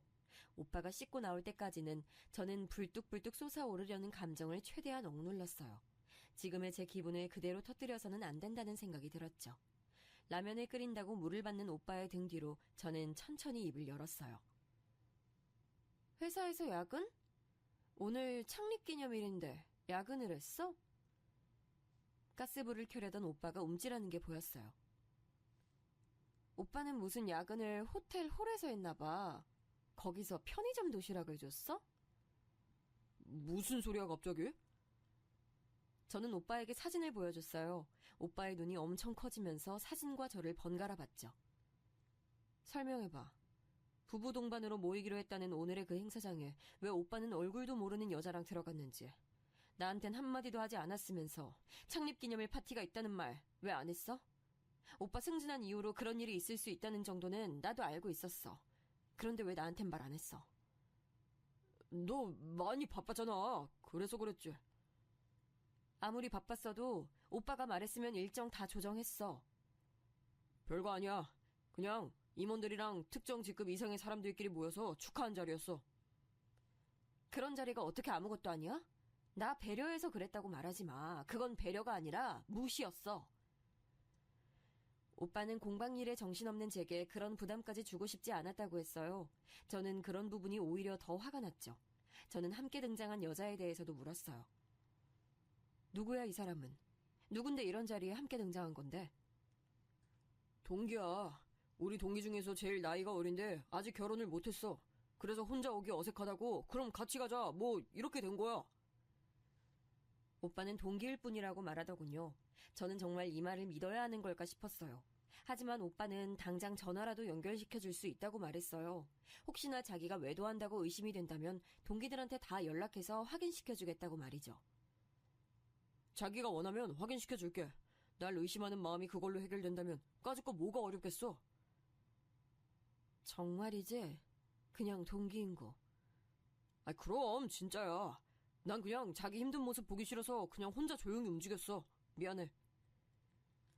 저는 앞으로 이런 일이 있으면 절대 숨기지 말아달라고 당부했어요. 오빠는 미안하다고 거듭 사과를 하면서 어떻게 알았냐고 물었어요. 저는 호텔에 친구가 일하고 있다고 했죠. 결혼식에 오기로 했는데 출장 때문에 오지를 못해서 사진만 보냈다고요. 오빠는 떨떠름한 얼굴을 잠깐 하더니 금방 얼굴을 바꾸더군요. 앞으론 절대 이런 일이 없을 것이라고 약속하면서요. 그날 일은 그렇게 넘어갔지만 저는 마음 한구석이 계속 찝찝했어요. 뭐라고 콕 찍어서 말할 순 없지만 시원하게 해결된 게 아무것도 없는 그런 기분이었죠. 그러던 어느 날 저는 아가씨의 심리 상담이 끝나기를 기다리고 있었어요. 마치고 공방에서 만들던 작품을 마무리하기로 했거든요. 평소보다도 많이 밝은 얼굴로 나온 아가씨는 맛있는 샌드위치를 사서 가자고 할 정도로 기분이 좋아 보였어요. 공방으로 들어온 우리는 오랫동안 공들여서 만들던 것을 마무리했어요. 아가씨는 세상에서 태어나지도 못했던 아기를 위한 것이라고 하면서 하나하나 공들여 만들었었거든요. 드디어 오늘 완성이 되는 날이었죠. 저는 오늘을 위해서 공방까지 닫았어요. 아가씨는 완성된 물건을 보고 한참을 가만히 앉아있더군요. 저는 조용히 뒷정리를 마무리하고 아가씨가 좋아하던 라떼를 손에 쥐어줬어요. 그리고 가만히 곁에 앉았죠. 얼마의 시간이 지났을까요? 언니... 고요한 공방에 아가씨의 목소리가 울렸어요. 언니, 우리 오빠 사랑해요? 의외의 질문에 당황하긴 했지만 저는 솔직하게 말했어요. 연애를 8년이나 해서 그런가? 초기처럼 두근거리는 기분은 없는 게 사실이에요. 하지만 그때와는 다른 의미로 사랑하고 있죠. 오빠는 아니에요, 분명. 저는 단호한 아가씨의 말에 잠깐 숨을 멈췄어요. 아가씨는 천천히 고개를 돌리더니 저를 바라보며 말했어요. 오빠는 좋은 사람 아니에요. 그러니까 이제 그만하고 도망가요. 더 있다간 언니가 상처받을 거예요. 아가씨, 갑자기 그게 무슨 말이에요? 도망을 가라니요. 정말이에요. 엄마, 아빠, 오빠 다 한 통속이에요. 영문을 알 수 없는 얘기를 하는 아가씨를 보면서 제 마음도 급해지기 시작했어요. 저는 그렇게 해서는 안 된다고 알고 있었지만 아가씨의 양팔을 붙들고 무슨 일인지 다 얘기를 하라고 다그치게 됐죠. 아가씨는 예상과는 다르게 침착했어요. 자신의 팔을 붙들고 있는 제 손을 떼어내더니 제게 사진 하나를 보여주더군요. 이게 무슨... 웨딩 촬영을 한 사진이었어요. 그 속에 환하게 웃고 있는 남자는 오빠였고 여자는 창립기념일에 함께 갔다던 사람이었죠. 아가씨는 사진을 넘겨보라고 하더군요. 저는 떨리는 손으로 옆으로 넘겼어요. 아주 달달한 웨딩 사진이 연속으로 이어졌죠. 그리고 그 중에는 시부모님과 함께 찍은 사진도 있었어요. 저는 망치로 세게 머리를 맞은 기분이었어요. 아가씨는 안타까운 눈빛을 하면서 차근차근 얘기를 시작했어요. 회사 이사님 딸이래요. 승진한 것도 그 여자랑 결혼이 내정되었기 때문이었어요. 언니랑 결혼한 이유는 별거 없었어요. 나나 우리 엄마 아빠한테 잘하니까 그게 마음에 들었대요. 지금 그게 말이 된다고? 내가 말했잖아요. 인간이 아니라고. 아빠도 엄마도 오빠도.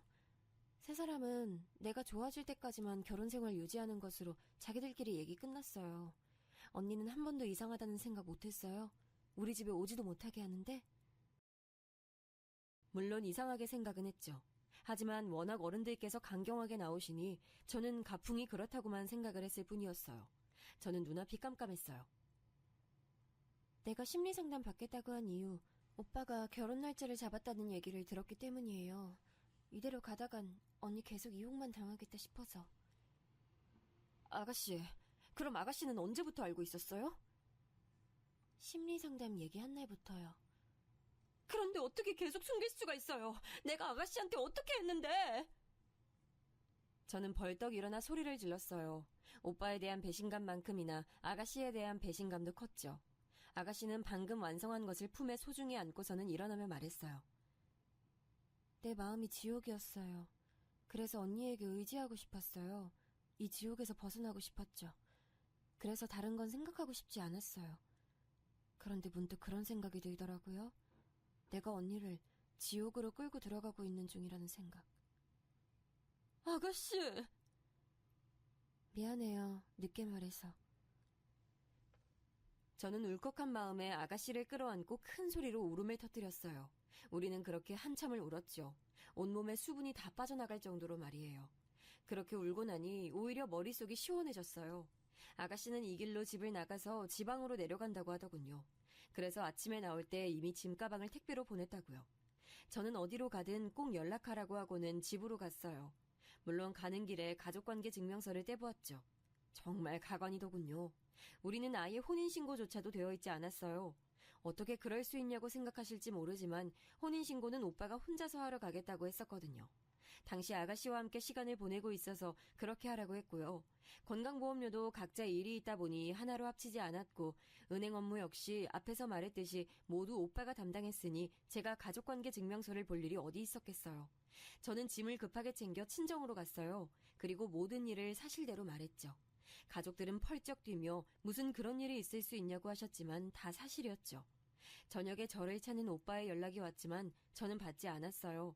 챙겨온 짐을 하나씩 풀면서 저는 오빠와 함께 했던 것들을 하나씩 상자에 담았어요. 절대 이대로 넘어갈 생각이 없었거든요. 다음날 저는 변호사를 찾아갔어요. 혼인신고를 한 것으로 알았지만 사실 결과로만 보면 저는 사실혼 상태의 동거녀일 뿐이니 법적으로 처벌할 수 있는 범위가 어디까지인지도 알아야 했죠. 사촌 오빠가 변호사였거든요. 민사든 형사든 오빠를 올가맬 수 있는 것은 무엇이든 좋았어요. 사촌 오빠는 이를 갈면서 전적으로 자신을 믿고 맡겨달라고 했죠. 변호사 사무실을 나온 저는 오빠의 직장으로 찾아갔어요. 1층 로비에서 오빠를 찾아왔다고 말하자 헐레벌떡 그가 달려오더군요. 그는 하얗게 질린 얼굴로 제 팔을 잡아 끌었어요. 어디서 그런 힘이 나왔는지 모르겠지만 저는 그의 팔을 뿌리쳤죠. 그저 큰 소리도 못 내고 속삭이듯 말했어요. 어제 어디 갔었어? 아니, 도대체 무슨 일로 회사까지 오는 거야? 내가 여기 오지 말랬잖아. 저는 오빠 보란 듯이 큰 소리로 외쳤어요. 아내가 남편이라는 곳에도 못 와? 제 목소리가 로비에 울렸어요. 사람들이 하나둘 저를 바라보더군요. 오빠는 허둥대며 제 입을 막았어요. 교양 없이 왜 그래? 나가자. 나가서 얘기하자고. 저는 그런 오빠를 밀치며 외쳤어요. 교양? 그래! 넌 교양이 얼마나 넘쳐서 나랑 결혼하고도 혼인신고도 안 했니? 무슨 헛소리야? 아, 여기가 어디라고 그런 얘기를 해? 당장 나가자니까. 왜? 내가 없는 소리 했어? 너랑 8년을 만났어. 한 집에서 15개월을 살았고 나는 너랑 가족인 줄 알았는데 아니더라? 저는 가족관계 증명서를 오빠 얼굴에 던졌어요. 오빠는 주위 눈치를 보면서 당황해 어쩔 줄 몰라 하더군요. 사람들이 우리 주변으로 몰려들기 시작했어요. 저는 어제 뽑아둔 사진을 주변에 뿌렸어요. 오빠가 허둥거리며 사진을 줍는데 일부 사람들이 눈치를 보며 슬쩍 주워들더군요. 제가 뿌린 사진은 우리의 웨딩 사진과 지난 10여 개월 동안 함께했던 사진들이었어요. 오빠는 화를 내며 다른 사람들이 쥐고 있던 사진을 낚아챘어요. 제주도 좋아. 나랑 웨딩 사진 찍고 얼마 전에 또 찍었더라? 여자는 누구니? 여기 이사 딸이라던데. 그 여잔 내가 누군지 알아? 아니, 너 이러고 살았던 거 알고는 있대? 조용히 못해? 소설 써? 무슨 정신 나간 소리야? 정신이 나간 건 너지? 오빠는 무서운 얼굴을 하고는 제 팔목을 세게 비틀어 쥐었어요. 아픔에 소리를 질렀지만 그 사람 귀에는 전혀 들리지 않는 것 같았죠. 그때였어요. 어디서 나왔는지 오빠 앞을 한 여자가 막아서더군요.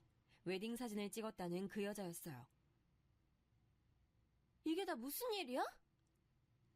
오빠는 당황하며 입을 뻐끔거리기만 했죠. 저는 급하게 그녀에게 말했어요. 내가 이 남자랑 결혼해서 15개월 살았어요.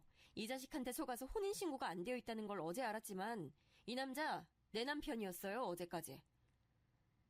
그 여자는 한쪽 눈썹을 올리더니 오빠를 지나쳐 제게 다가왔어요. 오빠가 뭐라고 말을 하려고 했지만 깔끔하게 무시하더군요.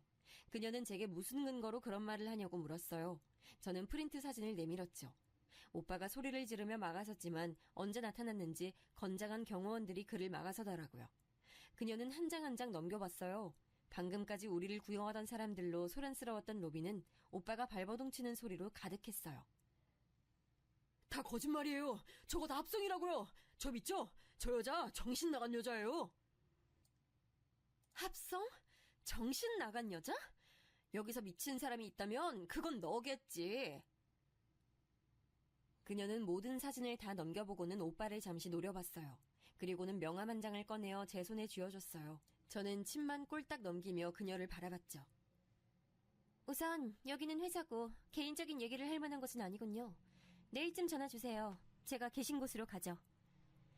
저는 제 명함 역시 그녀에게 전달했어요. 그녀는 고개를 끄덕이더니 오빠는 보지도 않고 안으로 들어갔어요. 오빠는 허둥거리며 그녀를 따라 들어갔죠. 저는 사람들의 시선 속에서 당당히 회사를 나왔습니다. 다음날 그녀에게 연락이 왔고 저는 공방으로 불렀어요. 그녀는 하루였지만 제가 이야기한 것들이 진실이라는 것을 충분히 알 수 있었다고 했죠. 제게 미안하다고 하더군요. 그 인간한테서 듣지 못한 말에 저는 눈물이 터졌어요. 그녀는 묵묵하게 제게 휴지를 전달하고는 무엇을 원하는지 물었어요. 당신만 원한다면 그 인간 회사에서 쫓아내는 건 물론이고 법적인 조치도 취할 수 있어요. 나는 혼인빙자 사기로 고소할 예정이거든요. 그러니까 내 도움 필요하면 말해요. 저도 알아보고는 있어요. 그럼 저희 변호사단 붙여드릴게요. 하고 싶은 만큼 하시고 배상도 받아내셔야죠. 그녀는 거듭해서 미안하다고 말했어요. 저는 전혀 기대하지 못했던 상황이라 고맙다고만 했죠. 오히려 제가 고맙죠. 개인적인 일로 결혼이 급하긴 했지만 이런 상황일 줄은 몰랐거든요. 긴 한숨을 내쉬던 그녀는 머리가 지끈거리는지 잠시 인상을 썼어요. 저는 가만히 그녀의 말을 기다렸죠. 이런 말까지는 그렇지만 나름 제 목표에 결혼이라는 게 필요했거든요. 때문에 아버지가 권해주는 자리에 별 생각 없이 나갔고 이 정도면 그래도 내 발목 잡는 일은 없겠다 싶어서 결혼을 진행했죠. 그런데 이렇게 바닥일 줄은. 그녀는 고개를 저으며 제게 하나만 약속을 지켜달라고 했어요. 나는 그 인간이 무슨 상상을 하든 그 이상 보여줄 생각이에요. 이 판의 모든 가해자들을 포함해서요. 그러니 무슨 일이 있어도 마음 약해지지 마세요. 저 역시 바라는 바예요. 그렇게 그녀가 가고 나서 오빠가 찾아왔어요. 공방에 들어오려고 했지만 어디서 나타난 것인지 덩치 좋은 분들이 막아서더라고요. 알고 보니 그녀가 가면서 부탁을 했다고 했어요. 오빠는 고래고래 소리를 지르면서 제게 저주를 퍼부었어요. 너 때문에 내 인생이? 너 따위가 내 인생을 이렇게 만들어? 너 내가 가만 안 둘 거야, 알아? 누가 할 소리? 내 인생은 이미 너 때문에 엉망이야, 알아? 오빠는 덩치들에게 끌려가면서도 저주를 멈추지 않았어요. 며칠 뒤에는 시댁 어른들까지 공방으로 찾아왔죠. 나중에 알았지만 시어머님 생신날 그날 상견례가 있었더라고요. 저는 초췌한 얼굴을 한 두 분에게 여기까지 왜 오셨냐고 싸늘하게 말했죠. 아버님께서는 화를 꾹꾹 눌러 참는 듯이 말을 꺼내셨죠. 다 알았다고 들었다. 그래도 그렇지 거기가 어디라고 회사를 찾아가? 제 발로 제가 간다는데 뭐가 문제예요? 뭐? 너 지금 말 다 했니? 가만히 두고 봤더니 너 아주 되바라졌구나. 제가요? 그럼 아드님은 어떤데요? 제가 되바라졌으면 아드님은 사기꾼인가요? 제 말에 아버님은 숨이 턱하고 막힌 얼굴을 하시고는 제게 손가락질만 하셨죠. 곁에 계시던 어머님께서 소리를 지르시며 손에 들고 있던 가방을 휘두르셨어요. 저는 냉큼 한 발 물러섰죠. 어떻게 회사에 가서 그런 말을 짓거릴 수가 있어? 네가 내 아들 인생을 망치려 들지 않고서야. 댁내 아들이 어떻게 되든 저랑 무슨 상관이라고요. 제가 며느리도 아닌데 말이죠. 뭐 댁내? 네가 이러고도 무사할 것 같아? 글쎄요. 저보다는 그쪽 아드님 먼저 생각하셔야죠. 그쪽도 저도 이대로 넘어갈 생각 없거든요. 어머님은 이를 악물고 제 머리채를 잡으려고 손을 뻗어 오셨어요. 초반에는 아버님이 말리시는 것처럼 하시더니 곧 뒷짐을 지고 서 계셨죠. 뒤에서 보고만 있던 사촌 언니가 뭐하는 짓이냐며 제 앞을 막아섰어요. 저는 당장 경찰에 신고를 하라고 했죠. 시댁 식구들은 경찰에 끌려가면서도 제게 온갖 욕을 했어요. 공방 주변에 사람들이 모이자 두 분은 두리번거리더니 입을 다무셨죠. 이 이야기를 들은 사촌 오빠는 우선 접근 금지 신청부터 해야겠다고 했어요. 저는 그녀가 추천해준 로펌 이야기를 꺼냈죠. 오빠는 그곳이 얼마나 어마어마한 곳인지 한바탕 얘기를 하더니 솔직히 자기보다는 훨씬 더 도움이 될 거라고 하더군요. 저는 그녀에게 전화를 걸어 법적인 도움을 받겠다고 말했어요. 사촌 언니는 공방을 좀 닫고 한동안 멀리 떨어져 있는 것을 추천하더군요. 언제 찾아와 행패를 부릴지 모른다고 말이죠. 하지만 저는 숨지 않기로 했어요. 와서 행패를 부리면 부려보라고 했죠. 그만큼 더 자신들이 나락으로 떨어질 것이 분명했거든요. 소송을 진행하고 있다고 연락을 받고 나서 이제 끝이 보이는가 보다 하고 있는데 오빠가 공방에 나타났어요. 살기등등한 모습은 어디 가고 완전 패인이 따로 없더군요. 그는 저를 보자마자 제 발밑에 납작 엎드려서는 살려달라고 했어요. 어이가 없었죠. 살려줘. 내가 다 잘못했어. 잠시 내가 눈이 돌았나 봐. 미쳤었지. 내가 너한테 그러면 안 되는데 진짜 미안해. 나 한 번만 용서해줘. 늦었어. 난 너 용서 못해. 죽어도 절대로. 나 이대로 가면 진짜 죽어. 회사에서도 한직으로 밀려났어.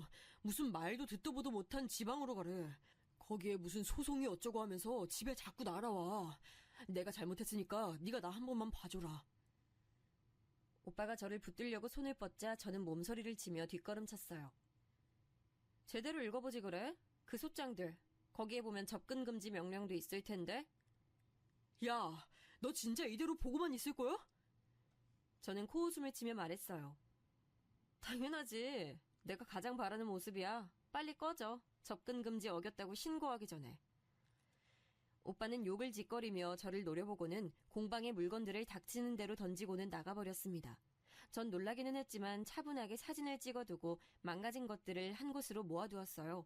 오늘 있었던 일까지 다 배상을 받아낼 생각이었거든요. 법정 공방은 이어졌고 결론은 저와 그녀의 승리로 끝났어요. 당연한 일이지만요. 저는 신혼집으로 살던 곳을 포함해 배상금을 두둑하게 받았어요. 들리는 소문에 의하면 시댁 식구들이 살던 곳도 경매로 넘어가게 돼서 다들 흩어져 지낸다고 하더라고요. 오빠는 회사를 그만둘 줄 알았는데 그렇게 질색하던 지방으로 내려갔다고 해요. 제 발로 뛰어나가도 나가야 할 상황에서 무슨 생각인지 모르겠더라고요. 저희 부모님은 혼인신고가 안 되어 있어서 다행이라고 하셨어요. 그냥 길고 긴 나쁜 꿈 꾸었다고 생각하라고 하더군요. 그렇게 제 생활도 안정이 돼가기 시작했어요. 아가씨에게도 잘 지내고 있다는 연락이 왔죠. 저는 모든 일을 다 얘기했고 아가씨는 피부치라 마음은 아프지만 인과응보라고 하면서 이제는 자신과 상관없는 일이라고 했죠. 저는 무슨 일이 있거든 언제든 연락을 달라고 했어요. 아, 그러고 보니 오빠와 결혼 얘기가 오갔던 그 여자도 몇 번 제품 주문을 한다고 공방에 오다 보니 이제는 친구가 됐답니다. 비록 제 인생에서 도려내고 싶은 일부분이 되었지만 그래도 사람을 얻지 않았나 생각하면서 오늘도 씩씩하게 공방문을 여는 것으로 하루를 시작하고 있습니다.